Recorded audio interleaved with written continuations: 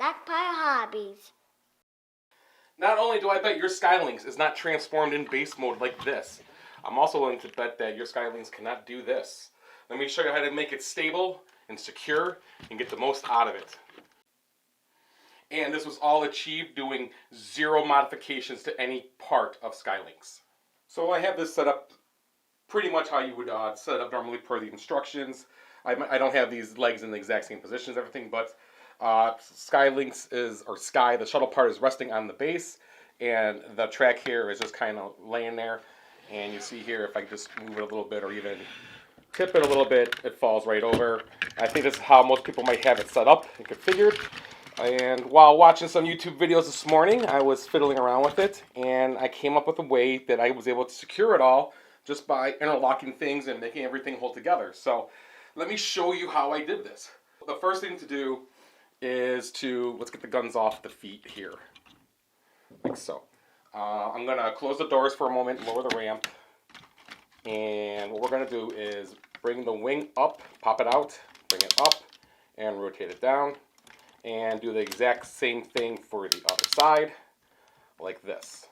Now we can open the doors, and we can now bring the ramp, extend it up, and it will actually lock in a little bit. It will bite. You'll hear it click probably. It is now connected to the ramp. That's the main thing that's holding everything together there when I tipped it upside down earlier. So now I just started to dress it up really. The other thing to do though is the doors. I put the doors over the ramp just a little bit. It helps give it some tension there and bite it. And now I just bring the feet down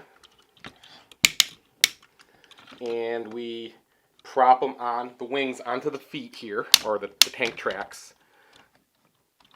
And then to keep the wings from moving around, we just take the blast effects that came with him, or any other ones you want to use. I had different colors on him earlier before I did the video, but I figured if you're watching this and you have the character, I should use the stuff that he came with as well. Okay, and I think that's really it. Just make sure everything's together now. Down, in. I then took the head up, rotated it, and brought it back down. I thought it looked more cool in this fashion here, but you can, by all means, this has no effect on the stability of Skylynx at all. And now, with any luck, we can tip Skylynx and he won't fall over. It's great. He can be jostled. It's good. If you jostle too hard, though, he will eventually come loose. But, you know, he can take, the table can now take a bump, or if you have him standing, he should be able to take a good bump and not just collapse all over the place. So if this is your first time to the channel, please consider subscribing. Please like the video if you like that demonstration there, what I did with Skylynx. Figured that this morning while I was watching Bobby Skullface do Best and Worst Transformers of the Year. That's great that the table is stable. I can shake the table. He's not going to fall over. I had a guy fall over here though.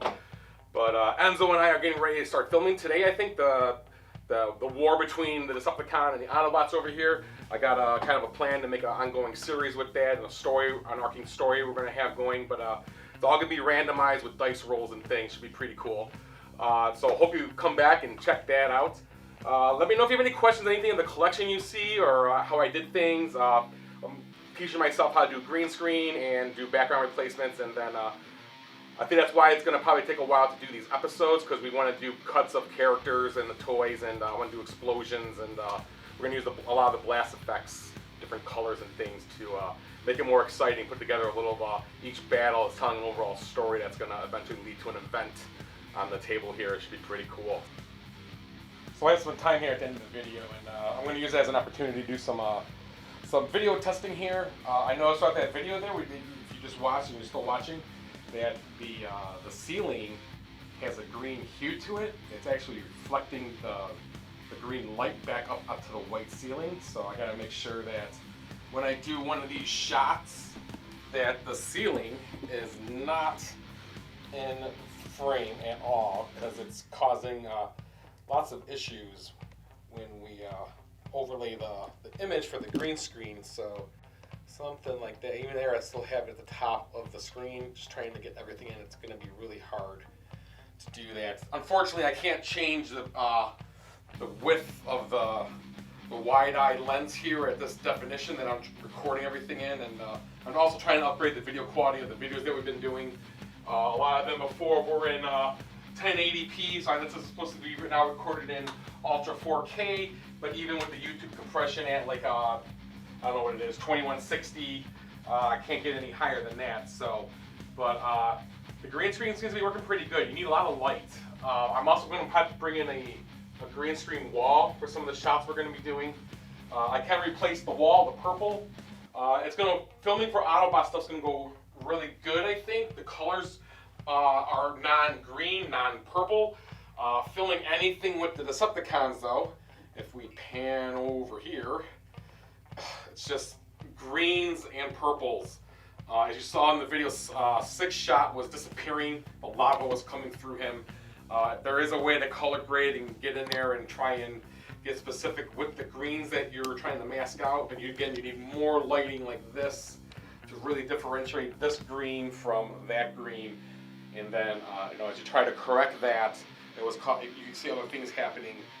Again, the ceiling will start to replace and get fuzzy. Or there was underneath, I noticed under Ultra Magnus over here. I'm sorry, under Omega Supreme, where the shadow is. If I could get 6-Shot to appear by changing the gain level, this was too dark and it has a gray hue and a gray fuzz to it. So very interesting seeing all this, how this plays out production-wise, trying to do things here and with editing and trying to change the content. But it's gonna be interesting to how we're going to film the Decepticons. Really worried about Devastator and like the green Seeker over here. I don't know if it's in camera or not, but even Scorponok being green. It's gonna be challenging, I think. So I know there is another version of Scorponok. There's a black one.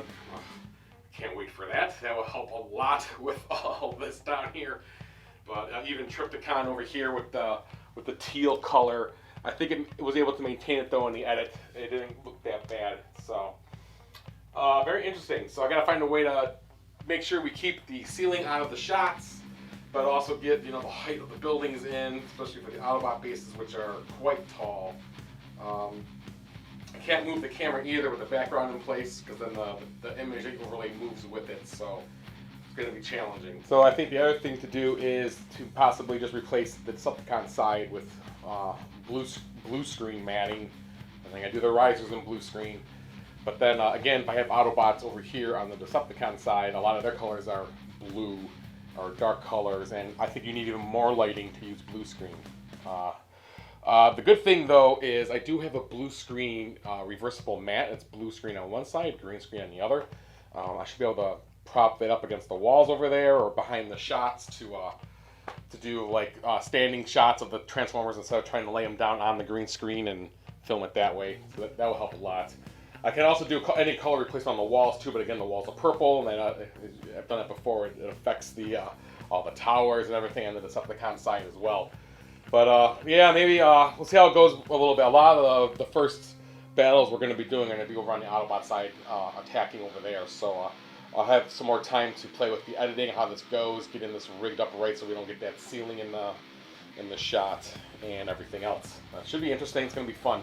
So, hope you enjoyed this video. Please give me a thumbs up if you did. Please subscribe to the channel if you haven't already. Please share it with others. And keep having fun, everyone.